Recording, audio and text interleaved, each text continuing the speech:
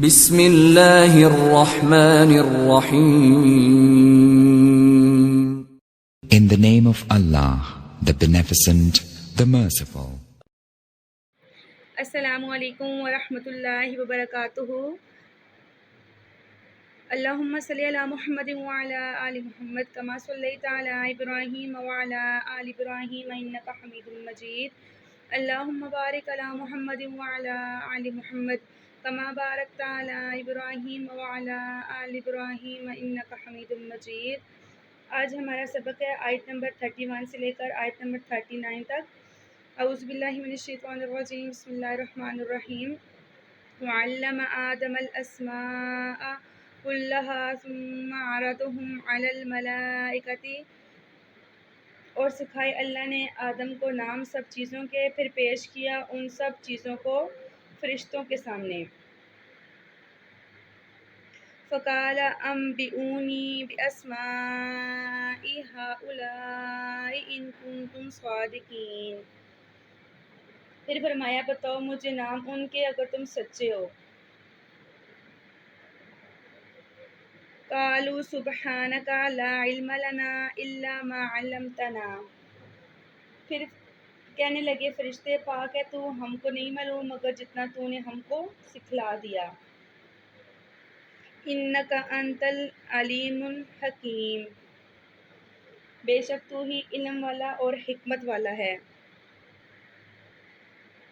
یعنی اس آیت مبارکہ سے مراد یہ ہے کہ اللہ تعالیٰ کہہ رہا ہے کہ میں نے جو ارادہ سوچا ہوا تھا تم یہ سمجھتے ہو، یعنی فرشتے، کہ یہ ارادہ بہتر نہیں ہے، تو جو میرے پلان میں چیزیں ہیں ان کے نام بتا دو. جو میں نے انسان کو نعمتیں دی ہوئی ہیں، جو تمہیں نہیں دی ہوئی ان کے بارے میں بتا دو. تو فرشتوں نے آگے سے سیدھی سیدھی بات کر دی کہ فرشتے کہنے لگے پاک ہے تو ہم کو تو نہیں معلوم مگر جتنا تو نے ہم کو سکھلا دیا، بے شک تو یہ علم والا اور حکمت والا ہے. قال یا آدم انبئہم باسمائہم، فرمایا اللہ نے اے آدم بتا فرشتوں کو ان چیزوں کے نام. فلما انباہم باسمائہم، پھر جب بتا دیے انہوں نے ان کے نام. قال علم اقل لکم انی اعلم غیب السماوات والارض، فرمایا اللہ نے کیا کہا نہ تھا میں نے تم کو کہ میں خوب جانتا ہوں چھپی ہوئی چیزوں کو آسمان اور زمین کی. وَأَعْلَمُ مَا تُبْدُونَ وَمَا كُنْتُمْ تَكْتُمُونَ، اور میں جانتا ہوں جو تم ظاہر کرتے ہو اور جو تم چھپاتے ہو. یہاں پر اللہ تعالیٰ نے بتا دیا علم غیب میرے پاس ہے، جتنا علم میں سکھاؤں گا وہی آئے گا، جس کو نہیں سکھاؤں گا اسے نہیں آئے گا. اس سے یہ بات بھی پتہ چلی کہ حضرت آدم علیہ السلام کو اللہ تعالیٰ نے یہ فضیلت علم کی بنیاد پر دی تھی، اور ہمارے نبی کریم صلی اللہ علیہ وسلم کو بھی حکم دیا تھا کہ آپ دعا کیا کریں اے میرے رب میں علم میں اضافہ فرما. یہاں پر اشارہ ہو رہا ہے کہ فرشتوں کی یہ خواہش تھی کہ ہمیں خلیفہ بنایا جائے، تو اللہ تعالیٰ نے یہ فرما دیا تم جو کچھ کہہ رہے ہو وہ بھی مجھے پتہ ہے، اور جو کچھ تمہارے اندر کی خواہش ہے وہ بھی مجھے پتہ ہے.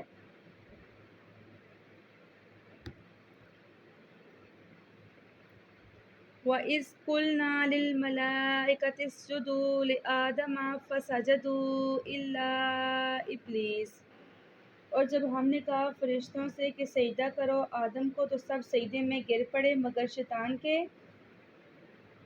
ابا واستکبر وکان من الکافرین، اس نے انکار کیا اور تکبر کیا اور تھا کافروں میں سے. ابلیس کا مطلب ہے جیلس ہونے والا، حسد کرنے والا. پچھلے واقعات میں جب حضرت آدم علیہ السلام کی فضیلت فرشتوں پر ظاہر ہو چکی ہے، اس آیت میں حضرت آدم علیہ السلام کو سجدہ کرنے کا حکم فرشتوں کو دیا گیا.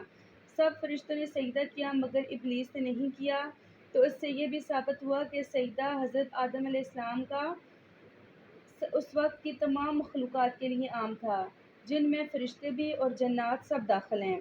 مگر حکم میں صرف فرشتوں کے ذکر پر اس لیے اکتفا کیا گیا ہے کہ وہ سب سے افضل اور اشرف تھے، اور حضرت آدم علیہ السلام کی تعظیم کا حکم ان کو دیا گیا ہے، تو جنات تو اس میں بدرجہ اولا شامل ہوں گے۔ وَقُلْنَا يَا آدَمُ اسْكُنْ أَنْتَ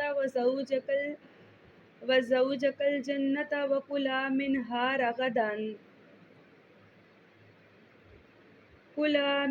رَغَدًا حَيْثُ شِئْتُمَا۔ اور ہم نے کہا اے آدم تو رہ اور تیری بیوی جنت میں، اور کھاؤ اس میں سے جو چاہو جہاں کہیں سے بھی چاہو۔ وَلَا تَقْرَبَا هَٰذِهِ الشَّجَرَةَ فَتَكُونَا مِنَ الظَّالِمِينَ۔ اور مت پاس آنا اس درخت کے کہ پھر تم ہو جاؤ گے ظالموں میں سے۔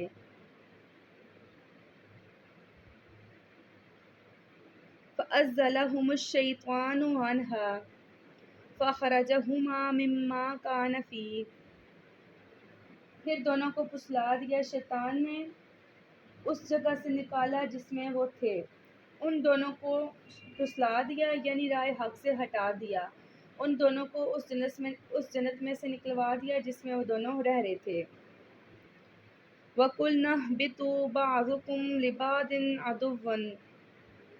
اور ہم نے کہا تم سب اترو، تم ایک دوسرے کے دشمن ہوگے۔ وَلَكُمْ فِي الْأَرْضِ مُسْتَقَرٌّ وَمَتَاعٌ إِلَىٰ حِینٍ۔ اور تمہارے لیے زمین پر ایک مقررہ مدت تک ٹھکانہ ہوگا۔ اس آیت مبارکہ میں بتایا جا رہا ہے کہ اللہ تعالیٰ تمہیں دنیا میں سہولتیں بھی میسر کرے گا، لیکن دنیا کی زندگی عارضی ہوگی، پھر تمہیں لوٹ کر میرے پاس آنا ہے۔ اب جو حضرت آدم علیہ السلام نے غلطی کی تو اس کی غلطی کی توبہ کیسے قبول ہوگی؟ یہ حضرت آدم علیہ السلام کا قصہ مکمل ہوا جس میں بیان ہوا ہے کہ حضرت آدم علیہ السلام کی فضیلت اور خلافت فرشتوں پر واضح کر دی گئی ہے، انہوں نے تسلیم کر لیا ہے، اور ابلیس نے اپنے تکبر کی وجہ سے کافر ہو کر نکال دیا گیا ہے۔ تو حضرت آدم علیہ السلام کو اور ان کی زوجہ حضرت حوا علیہ السلام کو یہ حکم ملا کہ تم دونوں جنت میں رہو اور اس کی نعمتوں سے فائدہ اٹھاؤ، مگر ایک معین درخت کے لیے یہ ہدایت کی گئی کہ اس کے پاس مت جانا اور اس کے کھانے سے مکمل پرہیز کرنا۔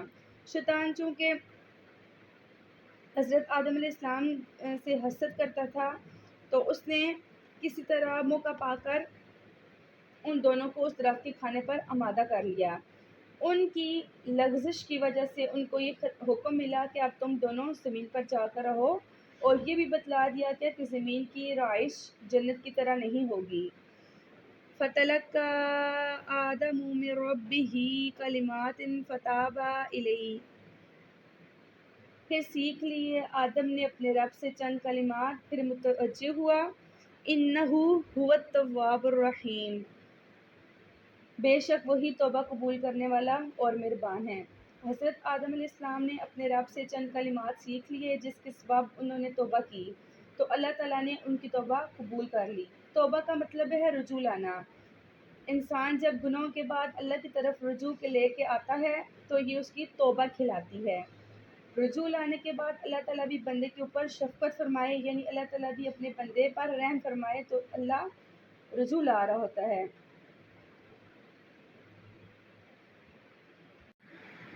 قُلْنَا اهْبِطُوا مِنْهَا جَمِيعًا۔ اور ہم نے حکم دیا تم سب کے سب زمین پر اتر جاؤ۔ جنت سے زمین پر اتارنے کا حکم اس سے پہلی آیت میں آ چکا ہے۔ پہلی آیت میں زمین پر اتارنے کا ذکر بطور سزا کے آیا تھا، اس لیے اس کے ساتھ انسانوں کی عداوت کا بھی ذکر کیا گیا تھا، یعنی کہ تمہارے بعض دشمن ہوں گے۔ اس آیت میں ہم لوگوں نے پڑھ لیا تھا، اور اس آیت میں زمین پر اتارنے کا ذکر ایک خاص مقصد کی تکمیل کے لیے آیا ہے، اس لیے اس کے ساتھ ہدایت بھیجنے کا ذکر ہے۔ اس سے یہ بھی معلوم ہو گیا کہ اگرچہ زمین پر اتارنے کا ابتدائی حکم بطور سزا کے تھا، مگر بعد میں جب خطا معاف کر دی گئی تو دوسری حکمتوں کے پیش نظر زمین پر بھیجنے کے حکم کو برقرار رکھا گیا۔ اب ان کا زمین پر اتارنا حاکم اور خلیفہ کی حیثیت سے ہوگا، یعنی حضرت آدم علیہ السلام کا زمین پر اتارنا جو ہے وہ حاکم اور خلیفہ کی حیثیت سے ہوگا۔ پہلے جو تھا وہ ان کی سزا کے طور پر تھا، پھر انہوں نے اللہ تعالیٰ سے معافی مانگی تو اللہ تعالیٰ نے ان کی اس معافی کو معاف کر کے پھر اللہ تعالیٰ نے ان کو دوسرے طور پہ بھیجا کہ خلیفہ کے طور پر بھیجا، جو پہلے اللہ تعالیٰ نے حکم جاری کر دیا تھا کہ اللہ تعالیٰ ان کو زمین پر خلیفہ بنائیں گے۔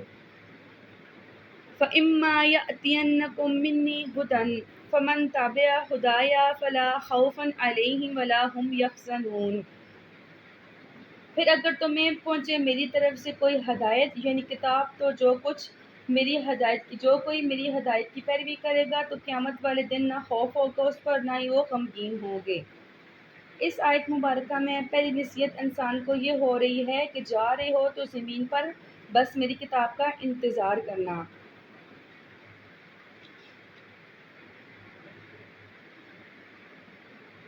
اس آیت مبارکہ میں اللہ تعالیٰ نے وحی کے علم کا ذکر کر دیا۔